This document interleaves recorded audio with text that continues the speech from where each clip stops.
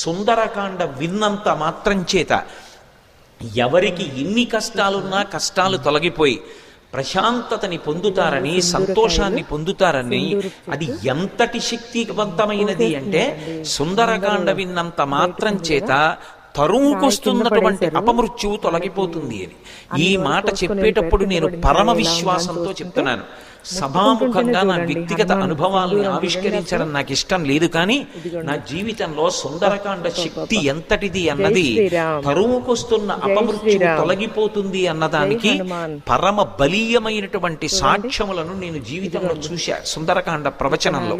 అంత శక్తివంతం సుందరకాండ. అందుకే సుందరకాండ అంటే బ్రహ్మాస్త్రంగానే భావిస్తారు పెద్దలు. కాయలు కోసేస్తున్నారు చూసారా, సింధూరం. ఇదిగోండి సింధూరం కాయలు.